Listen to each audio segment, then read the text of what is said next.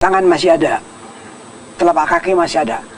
Selebihnya tuh jaringan seperti kambing guling lah. Saya ratusan potong. Kemudian Yoha, balik lagi di channel Aidir Bercerita.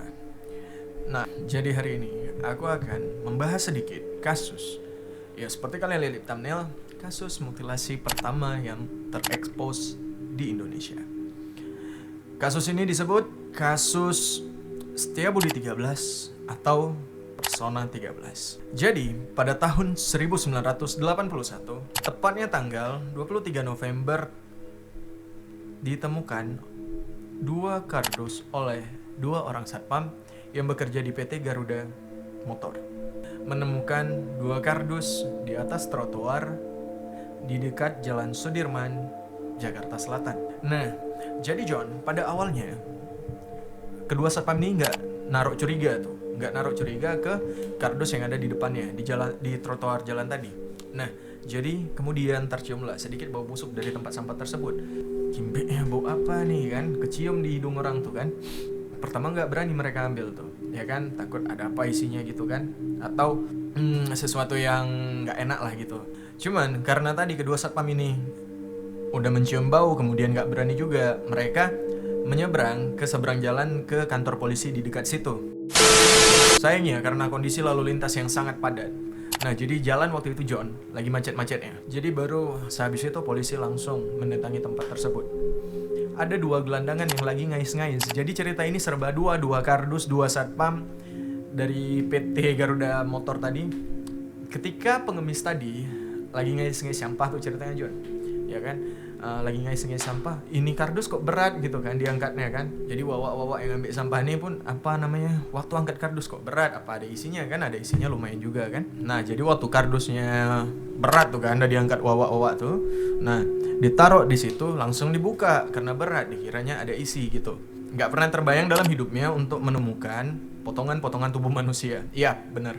Dua kardus tadi isinya itu adalah potongan-potongan tubuh manusia yang terbagi menjadi 13 potongan. Jadi pada tahun 81 itu ya John ya. Jadi di Indonesia tuh belum marak-maraknya apa tuh mutilasi. Di kepala nggak pernah terpikir ada orang motong-motong orang terus dimasukkan ke dalam kardus, ya kan? Nah, ini macam tetelan manusia dibuatnya. Dimasukkan kardus ini tulang, di sebelah sini udah isi perut, daging dan lain sebagainya.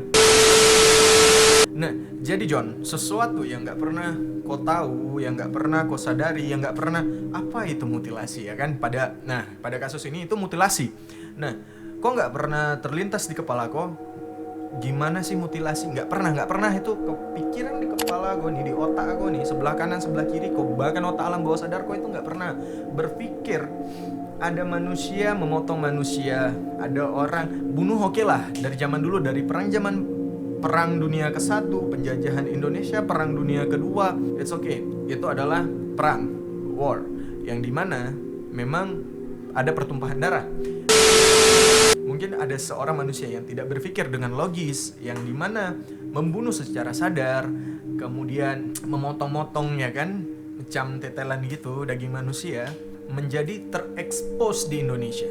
Ya, kemudian pembunuh ini terekspos, sehingga dimana mutilasi sangat populer pada saat itu. Kemudian untuk jiwa-jiwa orang yang sama, ya kita nggak bisa memungkiri, mungkin aku seorang psikopat, mungkin kau seorang psikopat, ataupun orang di sekitar kita adalah seorang psikopat, itu nggak akan pernah terlihat, karena seorang psikopat akan terlihat sama dan bahkan lebih menyenangkan daripada orang normal. Jadi karena kejadian itu sangat populer, sehingga otak-otak yang tidak beriman, tidak punya kemanusiaan, nah, jadi orang-orang yang punya sifat-sifat psikopat lainnya akhirnya muncul ke permukaan. Nah, ini dia. Anda yang melakukannya dan Anda adalah yang mempopulerkannya. Jadi ini gara-gara Anda. Nah, masalahnya gini, ketika aku bilang kayak gitu, mau salahkan si pembunuh ini, sampai detik ini video ini direcord, pembunuhnya masih belum tertangkap ataupun ketahuan. Bahkan John, siapa korbannya pun belum terungkap. Nah, itu yang menarik dan membuat aku ingin membahas kasus ini. Ya, aku tahu ini kasus yang sangat berat, yang sangat Ya, susah untuk kita ucapkan secara verbal sebenarnya.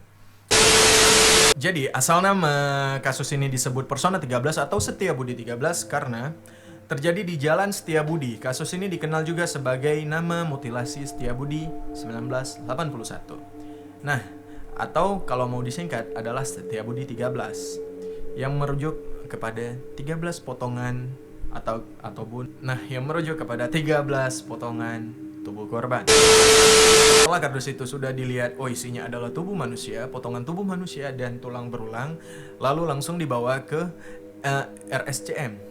Ya, untuk diotopsi oleh dokter ahli forensik yaitu Dokter Munim Idris. Lalu kemudian setelah dibawa ke Dokter Munim, Dokter Munim tuh langsung Dokter Munim Idris maksudku langsung menyusun tuh tubuh-tubuh ya kan. Disusun lah, ini bagian ini, biar diketahui berapa jumlah korban sebenarnya dalam kardus tersebut. Kan mungkin juga satu cuman diambil tangan, satu lagi kakinya yang dipotong, satu lagi ya bagian lain yang dipotong, jadi nggak merata, sehingga Dokter Munim ini mau memastikan berapa potongan tubuh ada di dalam kardus tersebut, atau berapakah jumlah korban yang ada di dalam kardus tersebut. Sedikit positifkan bahasa kita dan kita sopankan sedikit. Nah, jadi teman-teman, ketika potongan tubuh itu disusun sama Dokter Munim, terdirilah di situ satu jasad utuh atau nyaris utuh, ya kan? Yang hilang itu adalah bagian anus, gantung kemih, dan pankreas. Ya, itu yang hilang. Akan tetapi, gini sekarang. Ketika seorang pembunuh ya. Oke, kita sopankan sedikit di sini. Ini menarik.